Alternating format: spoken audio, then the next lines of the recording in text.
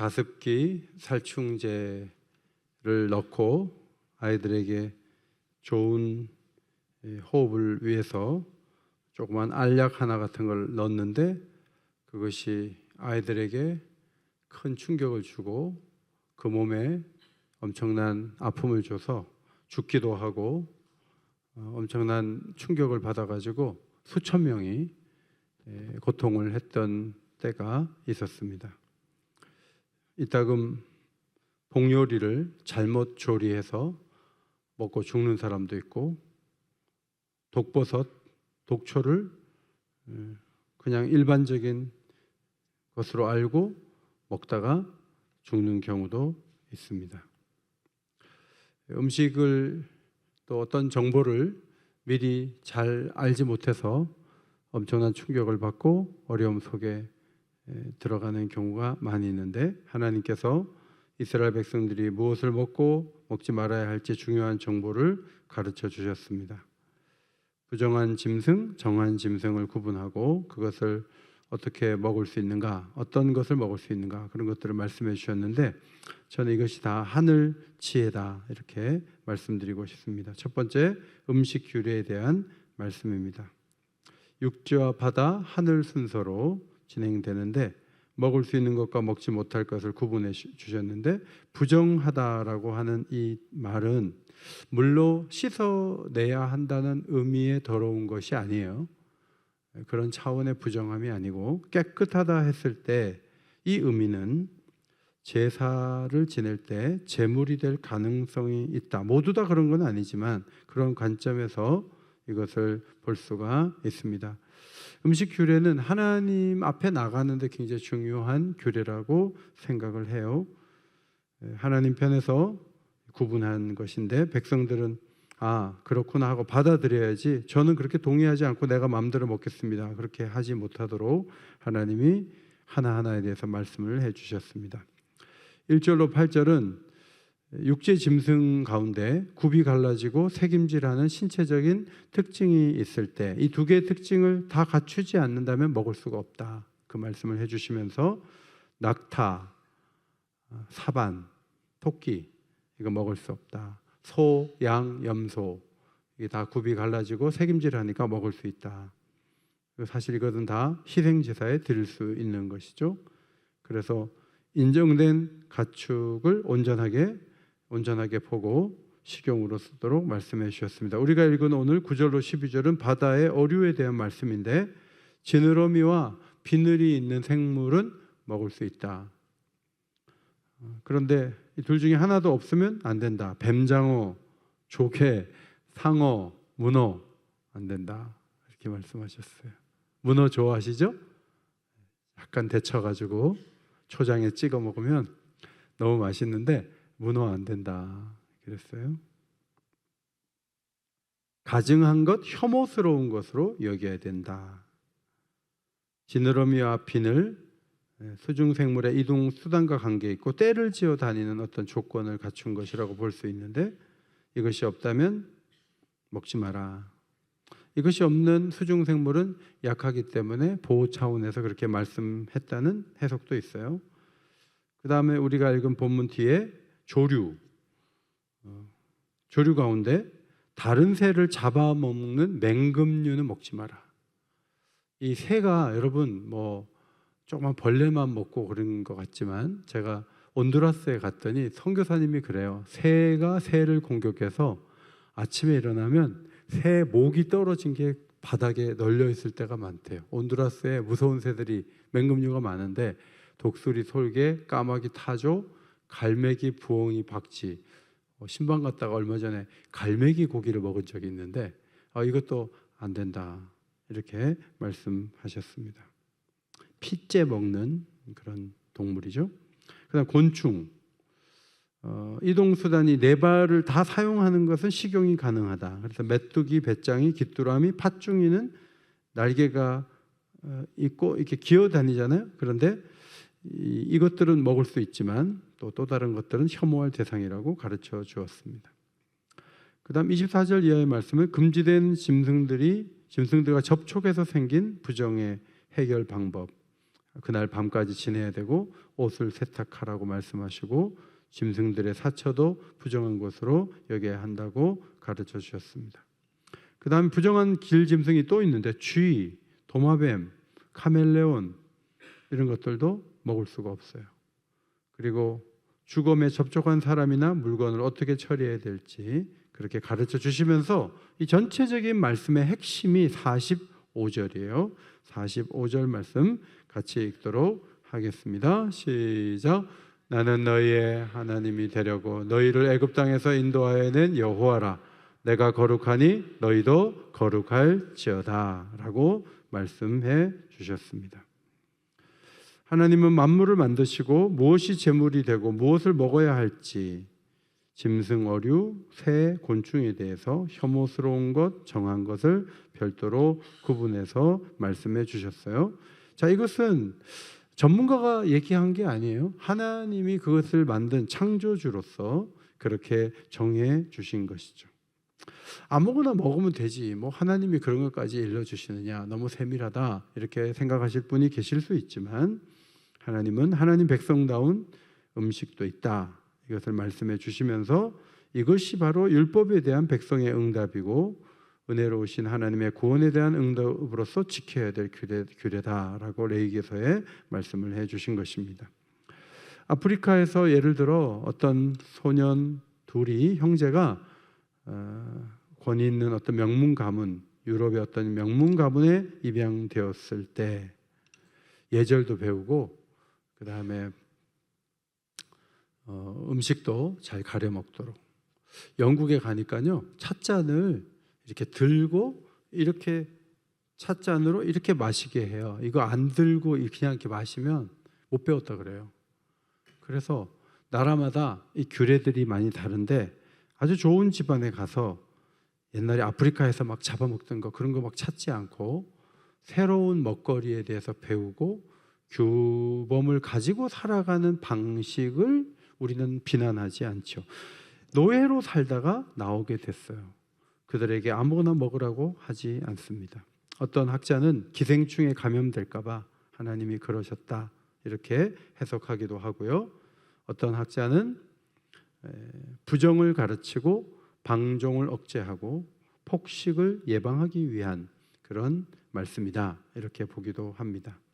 초두에도 말씀드린 것처럼 어떤 걸 먹고 어떤 걸 먹지 말라고 한 그 설득력 있는 해석 중에 하나는 제의적 접근법이에요. 제물이 될 수 있는 것, 제물이 될 수 없는 것. 그러나 우리가 오늘 읽은 본문 어류는 제물이 안 되잖아요. 그러나 하나님이 지느러미 있고 비늘 있는 것을 먹으라고 말씀하셨으니까 이 접근법이 모든 걸 설명해 주는 것은 아니지만 대강 그렇다 하는 말씀이에요. 최근에는 가장 설득력 있게 받아들여지는 해석법이 뭐냐면 상징적 접근법이에요. 하나님께 다가설 때 의로운 기준을, 이런 것들을 음식을 통해서 배운다는 것이죠. 자, 구약이나 그렇지 신약도 그래요? 라고 우리는 생각하지만 여러분, 고린도 교회, 로마 교회가 우상에게 바쳐진 제물에 대해서 교회가 분열될 정도로 힘들었고 로마서를 썼던 가장 큰 이유 중에 하나가 이 제물 문제 때문에 딱 양분되어 있는 이 분위기를 해소하기 위해서 로마서를 썼다는 그런 해석이 권위 있게 받아들여지고 있죠. 그러니까 우상, 이 먹는 거 되게 중요한 거예요. 먹고 마시는 것도 먹든지 마시든지 다 하나님의 영광을 위하여 하라. 고린도전서 10장 31절에 기록되어 있잖아요. 하나님을 섬기는 사람하고 섬기지 않는 사람하고 차이가 있는 거예요. 아무거나 먹고 아무 데서나 뭐 부정한 것도 없고, 그게 아니고 부정을 배우고 정한 것을 배우면서 어디서 잠을 자고 어떤 터치를 하고, 이게 전부 규례가 하나님 백성들은 있다는 것이죠. 다니엘이 우상에게 바쳐진 거 안 먹잖아요. 하나님이 야, 너 포로로 잡혀와서 아무거나 먹어, 그러지 않죠. 다니엘의 뜻을 정하여 왕의 진미를 거부했을 때 하나님이 채소만 먹는데 그 얼굴이 윤기나게 하신 것을 다니엘서에서 보게 되죠. 그런데 예수님이 오신 후에 모든 음식은 깨끗하다고 선언을 하셨습니다. 예수님 시대에는 할례와 안식일법, 음식물에 관한 이 법, 이것이 경건 생활의 잣대를 댈 수 있는 굉장히 중요한 기준이었어요. 씻지 않는 손으로 음식을 먹는 것은 레위기 11장 말씀에 대한 유대인의 확장된 요구였습니다. 그런데 예수님께서 완전히 생각을 바꾸셔서 밖에서 사람에게 들어가는 것이 사람을 더럽게 하는 것이 아니라 마가복음 7장 16절 사람 안에서 나오는 것이 사람을 더럽게 한다. 이제는 제물이 되는 어떤 것을 골라가지고 먹고 그게 중요하고 그런 거를 뛰어넘어서 오히려 내재적인 악을 다스리는 것이 더 중요한 시대가 되었다. 이제는 예수님 자신이 제물의 제사장이 되고 제물이 되셔서 죽기 때문에 이제는 구약의 어떤 의미들이 완전히 해소되고 오히려 내면에 있는 악을 컨트롤하는 것이 매우 중요해졌다. 예수님이 새로운 해석을 내놓으셨습니다. 사도행전 10장에 베드로가 요바에서 본 환상을 보면 부정하여 먹을 수 없는 짐승을 베드로야 잡아먹으라. 저는 먹은 적이 없습니다. 철저하게 예수님 오시 전까지 배제되었던 이방인들, 이제 예수님이 오심으로 그들을 환영해야 될 대상이라는 것을 성령이 분명히 가르쳐 주셨어요.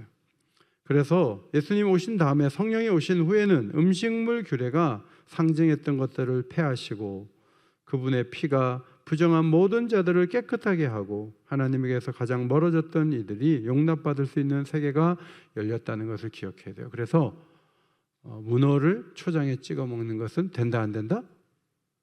이제는 된다 안 된다? 참고하는 말이 이제는 이란 단어예요. 문어를 먹는 건 된다 안 된다? 된다. 오징어는 된다 안 된다? 된다. 이제는 그거 가지고 나는 오징어 안 먹겠다. 그럴 필요는 없다 하는 거예요. 정말 중요한 것은 이것이죠. 에베소서 2장 11절. 그러므로 생각하라. 너희는 그때 육체로는 이방인이요 그때 너희는 그리스도 밖에 있었고 이스라엘 나라 밖의 사람이라. 약속의 언약들에 대하여는 외인이요 세상에서 소망이 없고 하나님도 없는 자이더니 이제는 전에 멀리 있던 너희가 그리스도 예수 안에서 그리스도의 피로 가까워졌느니라. 이제 새로운 세계가 열렸다는 거예요. 이제 그 다음 말씀인데요. 출산한 여성의 부정한 기간이 있는데 출산한 다음에 번제와 속죄제를 드리는데 너무 집이 어려우면 산비둘기 2마리나 집비둘기 2마리를 드리게 했죠. 출산이 죄 짓는 건 아니지만 산모를 위해서 번제와 속죄제를 드리게 했는데 가난한 사람들은 비둘기도 좋다. 그래서 누가복음 2장 22절 이하의 말씀, 마리아가 예수님 출산 후에 정결 예식을 행할 때 비둘기 둘로 하나님께 드리기를 원했던 기록이 나옵니다. 그런데 레위기 12장에 아들을 낳은 산모는 33일, 딸을 낳은 산모는 66일을 부정한 상태에 있으라 이렇게 말씀하고 있어요. 굉장히 독특한 말씀이죠. 산모가 아이를 낳을 때 출혈이 있죠. 출혈이 있기 때문에 부정한 시간을 보냈는데 이 불결도 어떤 제의적인 의미가 있다고 보여집니다. 왜 여아를 낳은 다음에 2배로 쉬게 했을까? 하와가 범죄했기 때문일까? 여아를 낳을 때 더 힘들었기 때문일까? 정확한 설명은 아닌데 레빈이라는 신학자가 딸의 탄생은 또 다른 여자의 창조를 의미하고 딸의 탄생은 산모와 딸, 여자 둘이 연결되면서 정결 기간을 2배로 요구했다. 이런 해석을 했는데 일리가 있다고 생각을 합니다. 이것은 여성을 폄하하는 게 아니에요. 연약한 자를 더 보호하시려는 하나님의 은혜가 이 말씀을 통해서도 나타났다고 생각을 합니다. 옛날에 그런 얘기 있죠. 며느리로 가서 이게 다 노동력이니까 삼치 굽는 냄새 며느리가 돌아왔다. 그런 얘기 들어봤어요? 삼치 굽는 냄새. 여자들 막 일 너무 시키니까 봄에 바쁠 때 여자들이 막 가출하는 거예요. 너무 힘드니까. 그러니까 뭐 시어머니가 막 애 낳는데 막 3일도 안 됐는데 밭에 나가서 막 일하라고 막. 옛날에 그런 시대가 있었어요. 그런데 3,000년 전에 여러분 한 달, 두 달을 푹 쉬게 해주는 거예요. 부정하다고. 말은 부정이지만 이거 다 농번기 있는 그 시대에 쉬게 만들어주는 법이 아니겠습니까? 하나님의 법을 잘 생각해 보세요. 공산주의가 들어간 다음에 14일에 하루씩 쉬자. 그런 법이 막 러시아에서, 소련에서 만들어졌다 그래요. 그런데 여러분, 기독교가 들어간 나라는 7일에 하루는 쉬게 해요. 문 닫게 해요. 더 자유로운 나라든 7일에 이틀, 지금 뭐 3일까지 얘기하지만 무조건 열심히 일해야 많이 벌 수 있다. 여러분, 북한처럼 1000번 삽질하고 한 번 쉬게 하면 북한이 잘 살아요? 그런 거 아니잖아요. 산모들을 충분히 쉬고 돌아오게 해도 돌아갈 수 있는 거예요. 그걸 노동력으로 알고 애를 낳는데 3일도 안 돼서 밭에 나가서 일하라 그러고, 그런 무지막지한 그런 세상이 있었잖아요. 근데 하늘 지혜는 그런 게 아니죠. 하늘 지혜는 먹을 것도 구분하고 죽음을 다룰 때도 전염되지 않도록 하고, 오늘도 제가 신문에 보니까 어떤 선교사가 너무 눈보라치는데 움막 같은 데 들어갔는데 거기가 상여가 그 머무는 데인데 거기 전염병이 돌았는데 그것도 모르고 막 거기 관 있는 거 이렇게 보고 만졌나 봐요. 죽었어요. 부인이 너무 충격받아 거기로 돌아갔다가 다시 또 나와갖고 선교한 얘기가 오늘 신문에 나왔더라고요. 이게 터치하고 이게 부정이 확 퍼지면은 엄청난 충격이 오잖아요. 이 고대에 전염되지 않도록, 감염되지 않도록. 그래서 유대인들은 굉장히 위생관리를 잘하는 거죠. 산모를 대할 때도 산열이 깨끗할 때까지 쉬게 해주고, 이게 다 하나님의 법이고 하늘 지혜, 그리고 백성들이 누린 특권이었다, 이렇게 해석할 수 있어요. 맥체인 성경 읽기에 그 다음 말씀이 시편 14편인데 저는 4절과 6절을 좀 주목해서 보았습니다. 죄악을 행하는 자는 다 무죄하냐? 그들이 떡 먹듯이 내 백성을 먹으면서 여호와를 부르지 아니하는도다. 6절을 한번 같이 읽겠습니다. 시작. 너희가 가난한 자의 계획을 부끄럽게 하나 오직 여호와는 그의 피난처가 되시도다. 여러분, 죄를 많이 행하는 사람은요, 떡 먹듯이 죄를 짓는데 이 사람들의 공통점이 뭐냐면 가난한 자의 계획을 부끄럽게 하는 사람들이에요. 가난한 자는 뭐 작은 꿈을 꾸잖아요. 그냥 암양 한 마리가 자기 딸같이 키우는 그런 사람인데, 부자가 자기 손님 대접을 자기 양으로 안 하고 그 집 거 뺏어갖고 했다는 거 아니에요. 그래, 그런 사람이 있다고 나단 선지자가 얘기를 했잖아요. 자기는 가진 게 많지만 남의 거 뺏어갖고 남을 대접하면서 잘 사는 사람들이 세상에는 많아요. 그 사람들의 공통점은 가난한 사람을 무시하고 그들의 꿈을 짓밟는 거죠. 부를 축적하는 그 과정이 정당하지 않고 가난한 사람들을 함부로 여겨요. 북왕국 아합 왕이 나봇의 포도원을 너무 갚고 싶은데 나봇이 안 파는 거예요. 이세벨이 거짓 증인을 내세워서 나봇이 죽을 때 피를 흘려요. 그리고 포도원을 빼앗아서 남편에게 주었는데 엘리야를 통해 전달된 말씀이 뭐예요? 나봇이 비참하게 죽는 것처럼 이세벨도 그 피를 걔가 핥게 될 거다. 근데 그 말씀이 그대로 이루어진 게 열왕기하 9장에 나와 있어요. 저는 좀 이해가 안 되는 게 트럼프 대통령의 재산이 56조라 그래요. 56조. 엄청나게 큰 돈이잖아요. 1조가 10,000억이에요. 10,000억이 56개가 있는 거예요. 그러니까 엄청나게 부자예요. 근데 그 부자가 대통령이 돼가지고 지금 하는 게 뭐예요? 어제 말 바꾸고 오늘 말 바꾸고 막 흔들어 대면요, 우리같이 수출해서 먹고 사는 나라는요 몇십만 명이 고용이 불안해지고 어려워지는 거예요.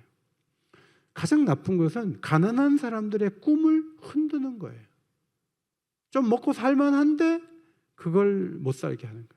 그래갖고 알바생들을 막 잘라내면서 국채를 논하고 하는데 자기의 부는 전혀 관계가 없고 그 어렵게 사는 사람들 월급 못 받게 다 내보내고 그런 일들을 막 자초하는데, 저래가지고 나라가 잘 되겠나? 、 그런 걱정이 들더라고요. 、 그런 걱정이 들더라고요. 、 그런 걱정이 들더라고요. 、 그런 걱정이 들더라고요. 、 그런 걱정이 들더라고요. 、 그런 걱정이 들더라고요. 、 그런 걱정이 들더라고요. 、 그런 걱정이 들더라고요. 、 그런 걱정이 들더라고요. 이 강한 부자들의 약점이 뭐예요? 하나님 백성을 먹으려는 나쁜 태도예요. 이 사람들은 죄책감도 없어요. 막 짓밟아요. 다윗은 오래전에 가난했죠. 8형제가 있는 집의 막내였죠. 베들레헴 이세의 아들이었죠. 왕 근처로 가서 왕이 딸을 줘갖고 갑자기 왕의 사위가 됐어요. 그런데 사울 왕이 계속 무시하는 거예요. 그리고 그 딸 뺏어갖고 딴 사람 줬어요. 사울 왕의 마음에 어떤 생각이 있냐면, 내가 그렇게 한다 해서 네가 나한테 어떻게 할 건데? 내가 그렇게 한다 그래서 너 나한테 어떻게 할 건데? 이게 사울의 생각이잖아요. 여러분, 이게 얼마나 나쁜 생각인지 몰라요. 지혜가 뭐예요? 가난한 사람들을 잘 대해주는 게 지혜예요. 왜냐하면 하늘 지혜는 하나님하고 공감대를 이루어야 돼요. 하나님은 가난한 사람들을 사랑하세요. 하나님은 가난한 사람들을 잘해주는 사람을 축복해주고 싶은 좋으신 하나님이신 줄 믿습니다. 그게 그런 하나님이에요. 제가 새벽에 나올 때 이렇게 보면 아줌마들이 버스에 많이 타요. 그 아줌마들 어디 가는 거예요? 건물마다 청소하러 가는 아줌마들 많아요. 아침에. 그 아주머니들을 잘 대해주는 기업주는 그 기업이 복을 받죠. 함부로 하고 막 쫓아내고, 예. 그 어떤 데는 막 그 비닐 장갑이 아니고 고무 장갑도 당신 돈으로 사서 하라고 그렇게 하면서 압박을 한다 그래요. 그건 하늘 지혜와 반대대로 가는 거예요. 나눔이 뭐예요? 나눔은 하나님의 꿈을 이루어가는 생활 방식이에요. 이게 지혜예요. 이런 지혜로 가면 하나님이 막 도와주세요. 그래서 두 가지 길이 있는 거예요. 하나님 없이 쌓아놓고 사는 길이 있고, 하나는 하나님과 함께 나누는 길이 있는 거예요. 잠언 11장 24절에 흩어 구제하여도 더욱 부하게 되는 일이 있나니 과도히 아껴도 가난하게 될 뿐이다. 여러분, 경제학적으로 이건 말이 안 돼요. 아껴야 돈이 쌓이는 거예요. 그런데 나눠주는데 통장에 돈이 더 많이 들어와. 여러분, 이거는 하나님이 도우신다는 걸 말하는 거예요. 어떻게든 안 돕고 지출을 줄이면 쌓일 거다. 회사는 그럴 수 있어요. 그런데 교회는 그렇지 않아요. 과도히 아껴도 어떻게 된다고요? 왜 안 읽어요? 과도히 아껴도 가난하게 될 뿐이니라. 며칠 전에 어떤 신방을 했는데 어떤 분이 지갑을 탁 꺼내더니 밥 먹다가 10,000원을 탁 꺼내주면서 오늘 너무 수고하시는데, 그 장모님 멋있더라고요. 딱 10,000원짜리 하나 딱 주더라고요. 나는 10,000원짜리 그날 못 갖고 갔는데, 너무 아껴도, 과도하게 아껴도 가난하게 돼요. 왜? 하나님이 보고 계시고 하나님이 은혜를 주셔야 잘 살기 때문에. 2001년 2월 7일 남가주의 한 교회에서 $10,000를 100명에게 나누어 준다는 광고문을 붙였어요. 그래서 그 광고문 보고 교회 근처 1km까지 자동차가 늘어섰다 그래요. 교회 안에 1,000명이 들어왔어요. 목사님이 선교위원회를 설득해서 세상을 변화시킬 프로젝트를 가동하게 됐는데, 마태복음 25장 14절 이하의 말씀을 읽은 후에 달란트로 장사해서 남긴 사람과 그렇지 않은 사람이 있다고 설교를 하셨습니다. 하나님께서 주신 것은 다, 우리가 받은 건 다 하나님께로부터 온 것이다. 하나님 나라에 투자한 후에 주인 되시는 하나님이 어떻게 축복하시는지 한번 경험해 보자 하고 제안을 하는데, 이 일에 동참할 100명을 찾는다는 거죠. 4부까지 드리는 교회인데 1부 때 25명, 2부 때 25명, 그래서 4부까지 100명을 찾겠다고 말했습니다. 이 프로젝트에 참여하는 분은 3가지를 기억하라는 거예요. 첫째로 이 돈은 하나님 돈이라는 것을 명심하시고, 두 번째로 이 돈을 투자하되 하나님 나라를 위해서만 써야 합니다. 노숙자에게 저녁 한 끼를 대접하거나 자동차 수리를 비용을 대신 내주거나 고아원에 우유를 주는 그런 일들을 하라는 거죠. 90일 후에는 이 돈을 어떻게 썼는지 교회 앞에 보고할 의무가 있다는 거예요.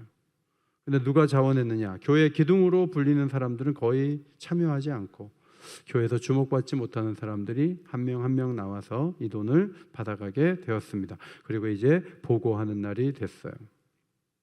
스티브라는 사람이 딸을 잃은 지 얼마 안 돼서 교회 예배에 참석했다가 $100를 받았어요. 알렉스라는 딸을 잃었는데 알렉스를 기념하는 의미의 소원을 이루는 나무를 하나 딱 세워놓고 정말 자기가 갖고 싶은 거는 거기다가 좀 한 3가정을 택해가지고 그래서 종이로 80개를 붙이게 했어요. 그래서 거기다가 이렇게 주렁주렁 열매처럼 소원 리스트를 갖다 걸었어요. 대형 트리에다가. 그리고 이 프로젝트를 설명하는 안내문을 이웃에게 돌렸는데 3일이 됐을 때 80개 종이가 다 사라졌어요. 그리고 많은 사람들이 모금을 해서 이 어려운 가정 3가정을 돕는 돈을 얼마를 갖고 왔냐면 $8,000를 갖고 왔어요. 그리고 상품권도 갖고 왔어요. 100가정 이상이 이 프로젝트에 참여했고 그들의 삶에는 감동이 넘쳤어요. 테리라는 사람은 생일 파티에 갔다가 교회에서 받은 $100 지폐를 들어 보이면서 이 프로젝트를 설명하니까 그 자리에서 테리의 일에 동참하겠다고 $1,800불을 사람들이 모아줬어요. 그래서 그 돈을 가지고 가정폭력으로 집을 나온 리사라는 여인의 밀린 월세를 내줬어요. 그리고 나머지 돈으로 성탄절 상품권을 사줬는데 리사는 그 상품권을 가지고 자기보다 더 어려운 사람에게 나누었습니다.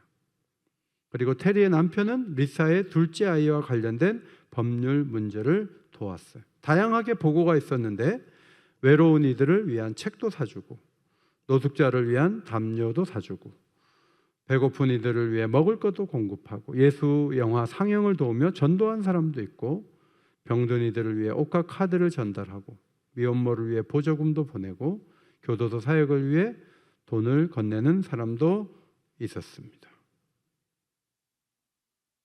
온 가족이 함께 먹을 수 있는 식탁을 설치하는 사람도 있었어요.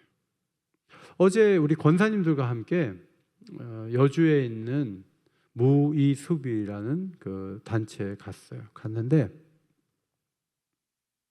푸르메 재단의 그 백경학 이사께서 부인이 영국에서 교통사고로 왼발을 잃으셨는데 처음에는 재활병원 세우는데 집중해서 병원을 세웠고 그 다음에 장애인들의 자립을 위해서 여러 가지 국리를 하는 중에 여주에 있는 장애아를 키우는 어떤 노부부가 4,000평의 땅을 내놨어요. 그래서 그 땅에다가 시설을 하는데 스마트팜, 방울토마토 재배하는 것을 사계절 가능한 온실을 키우는 거죠. 그래서 3곳을 달려가면 한 50m 정도 되는 그런 3곳을 농장을 만들어 가지고 55명의 장애인들을 자립할 수 있도록 그래서 하루 4시간 일하고 100만 원 이상 되는 월급을 매달 주고 있는 거죠. 그리고 거기서 나온 방울토마토는 근처에 있는 SK 하이닉스 식당으로 납품이 돼서 거기서 직원들이 사 먹기도 하고 GS 마트로 우리도 토마토, 방울토마토 우리 지금 GS 마트에 잘 나간대요. 그렇게 해서 계속 월급을 주는 거죠. 백경학 이사님은 교회도 안 다니는데 누군가를 위해서 선한 일을 하려고 막 의욕을 모으는데 이정우 선수도 1억 내놓고 김민재 선수도 1억 내놓고 임영웅이라는 그 가수의 후원회 모임에서도 돈을 내놓고 해서 놀라운 시설 130억 되는 규모의 시설을 잘 만들어 놓은 것을 어제도 보고 왔어요. 예수를 안 믿어도요 나누며 사는 것이 굉장히 가치 있다고 믿고 있는 분들이 계세요. 그 사람들은 사실 어떤 본능에 역행하면서 사는 거예요. 하나님을 안 믿어요. 그런데 하늘의 원리를 가지고 와서 사는 거예요. 그런데 교회를 안 다님에도 불구하고 장애인들 자립을 위해서 뭔가 해보겠다고 할 때 하나님께서 규모 있게 큰 일을 하게 하시잖아요. 백경학 이사님이 작년에 저하고 밥 먹자 그래서 밥을 먹고 이렇게 올라오는데 제가 우리 교회로 지나가면서 이사님 저희 교회는 디귿자로 땅이 다 나왔어요 그랬어요. 그랬더니 저한테 목사님 제가 1000평 가까운 저쪽 마포에 있는 병원 그 옆에 600평 주차장 할 만한 땅이 있었어요. 제가 그걸 구입해야 된다 그러니까 모든 이사가 다 반대했어요. 그런데 주차 시설 없이 어떻게 병원 하냐고 해서 자기가 우겨가지고 600평을 매입하기로 했는데 그거 매입했어요. 막 얘기하는데 이분은 주일이면 절에 가거든요. 절에 가는 분이 저한테 목사님 땅은 무조건 사야 돼요. 여기 옥인교회 근처에 있는 땅이 나오면 얼른 사셔야죠. 미래를 보고 그건 사야 되는 거예요. 뭐 이렇게 얘기하는데 나는 하나님을 믿고 저 사람은 불교도인데 지금 무슨 어제 무이숲에 가가지고 더 기가 막힌 거예요. 4000평에다가 자기가 자기 돈으로 한 거 아니에요. 그 땅값만 30억 정도 돼요. 그런데 어떻게 우연히 연결돼가지고 그 할아버지 할머니가 장애인 키우면서 안 되겠다 해갖고 기부해갖고 그 아들이 거기서 일을 하는 거죠. 지금 제가 땅 사자는 얘기를 하는 게 아니고 제가 드리고 싶은 말은 뭐냐면 하늘 원리를 따라 사는 게 지혜라는 거예요. 과도히 아껴도 가난하게 되는 것이 하늘 지혜에서 나온 말씀이에요. 하나님께서는 섬기고 사랑하는 걸 너무너무 기뻐하시는 거예요. 그래서 이 기적의 $100라는 책이 있는데 거기 보면 6가지 비밀이 있다는 거예요. 첫째로 주는 것보다 받는 것이 더 많다. 주다 보면요 받는 게 더 많대요. 두 번째, 하나님은 기도에 응답해 주신다. 세 번째, 모든 것이 하나님의 것이다. 네 번째, 적은 돈으로도 아주 큰 일을 할 수 있다. 다섯 번째, 섬길 기회는 우리 주변에 매일 있다. 여섯 번째, 진정 중요한 것이 무엇인지 깨닫게 된다. 나누다 보면 정말 중요한 게 이거구나, 이걸 깨닫게 된다는 말씀이죠. 오늘 3가지를 말씀드리려고 그랬는데 마지막 말씀은 주님 오심을 준비하는 지혜에 대해서 말씀드리려고 했지만 여기는 너무 길어가지고 이건 다음에 말씀을 드릴게요. 60대가 되고 50대 후반 되면 이제 애들도 크고 여유가 생기잖아요. 그러면 이제 취미생활하고 동창들 만나고 이렇게 시간 막 보내거든요. 그런데 성경은 그래 많이 수고했으니까 잘 인생 즐기고 살아라 이렇게 말하지 않고 도둑같이 그날이 온다. 안정되면 몇 년 안정되겠어요? 기댄다면 누구한테 기대겠어요? 트럼프 나타나서 다 휘저서 버리니까 온 세계가 불안하잖아요.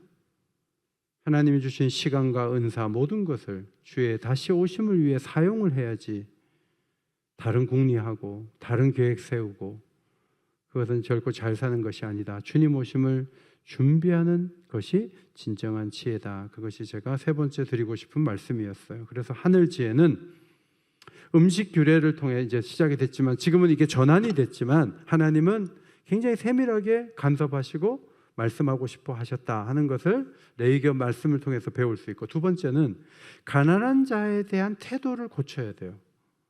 어려운 사람들을 잘 도우려고 해야 돼요. 그러면 하나님이 복을 주실 줄 믿습니다.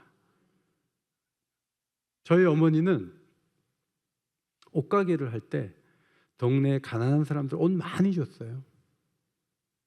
제가 결혼을 해서 우리 처형이 옷 공장을 했어요. 그런데 놀랍게도 우리 처형이 우리 애들이 아주 어렸을 때는 아가방인가 거기 옷을 납품했고요. 파코라반 거기에 우리 애들이 그거 다 입고 박범정 목사님, 이희성 목사님, 목사님 손주들까지 파코라반 옷 많이 배달했어요. 우리 처형이 많이 줬거든요. 그리고 우리 처형은 우리 애들이 청소년이 됐을 때는 청소년 옷을 또 만들었어요. 유아복 접고. 그래가지고 옷을 계속 받았어요. 제가 우리 어머니가 가난한 사람들에서 옷을 많이 줬는데 하나님이 그걸 기억해서 다음 세대에서 옷을 받게 하시는 거예요. 옥인교회가 선하고 좋은 일을 많이 하잖아요. 하나님이 이 교회를 그냥 두지 않아요. 우리 교회를 값지게 사용하실 수 있어요. 아멘을 안 하시는 거 좀 보세요. 목사님이 쓰지만 않으면 우리 교회는 잘 된다. 그러면 우리 교회는 더 어려워질 거요? 베풀고 사랑하는 걸 막으면 안 돼요. 사랑하고 베풀고 그 일을 힘을 다해서 하면 하나님 기뻐하세요. 정말 중요한 지혜는 예수님이 다시 오실 날이 멀지 않았기 때문에 복음 전하고 긴장해서 최선을 다해 사명을 감당하는 것이죠. 하늘 지혜를 우리에게 부어달라고 간절한 마음으로 기도하는 복된 저녁이 되시기를 주의 이름으로 축원합니다.